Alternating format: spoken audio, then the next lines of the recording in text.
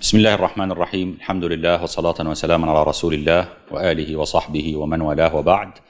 هذا هو الأسبوع العالمي للقدس في طبعته الخامسة، ويأتي هذا الأسبوع في ظل انتصار عظيم للمقاومة على أرض غزة، حيث أثبتت هذه المقاومة أنها جديرة بالتقدير وبالتحية، وقد واجهت العالم كله، واجهت الصنم الأكبر أمريكا وكثيرا من دول أوروبا، وواجهت الخذلان والتآمر من دول الحصار، من دول الطوق.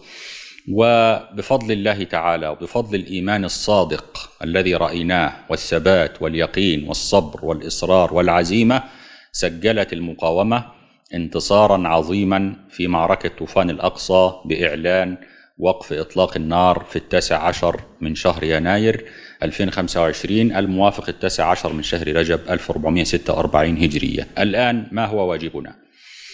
واجبنا الآن هو حشد كل الطاقات لإعادة الإعمار.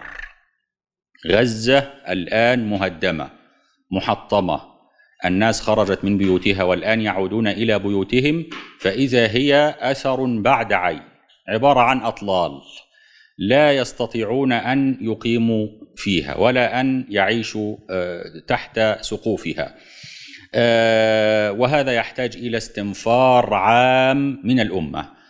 الذي لم يستطع أن يسند المقاومة أثناء المعركة الآن الباب مفتوح أمامه، الفرصة مواتية أمامه، يكفر عن ذنبه، يتوب إلى الله تبارك وتعالى من ذنب الخذلان وإسلام المسلم لغيره. والنبي عليه الصلاة والسلام يقول: المسلم أخو المسلم لا يظلمه ولا يسلمه. فإذا كنت أيها المسلم في كل مكان من أرض الله قد أسلمت أخاك المسلم في غزة للعدو، فالآن أمامك باب مفتوح للتوبة بالعمل الحقيقي لإعادة الإعمار.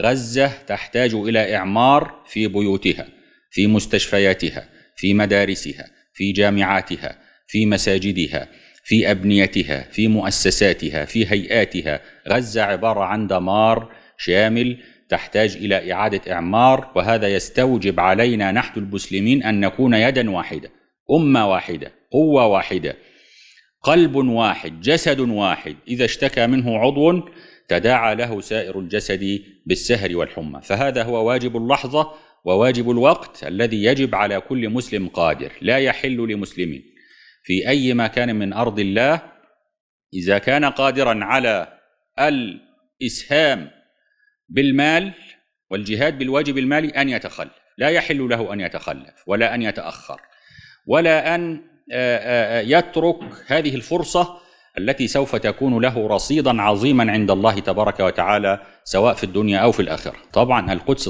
القدس هي ليست مجرد مدينة، وإنما هي عقيدة. فالقدس هي عقيدة في وجدان كل مسلم، وفلسطين ليست ملكا للفلسطينيين وحدهم، إنما فلسطين هي وقف للأمة كلها. لا يجوز لفلسطين ولا لغير فلسطين أن يفرط في شبر منها، وواجب على الأمة كلها أن تنتفض وأن تتحرك، كل بحسب استطاعته وقدرته، للإسهام في صناعة هذا التحرير.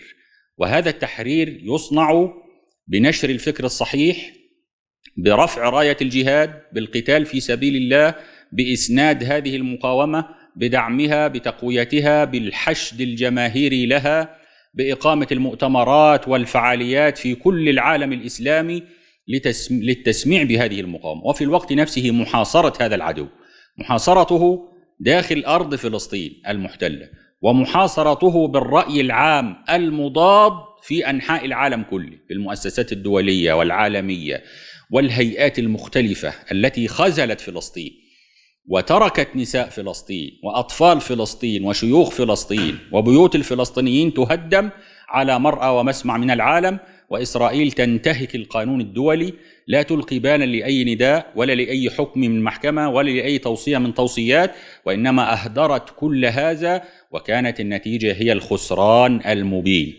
والهزيمة المنكرة والانكسار الواضح. نقول بكل تأكيد وبكل وعي إن المشروع الصهيوني بدأ ينكسر، فما بعد طوفان الأقصى سيشهد انتصارات أكثر، وفوزا أعظم للمقاومة وانكسارا أشد وأنكى لهذا المشروع السرطاني الذي زرعه الاستعمار في جسد أمتنا العربية والإسلامية.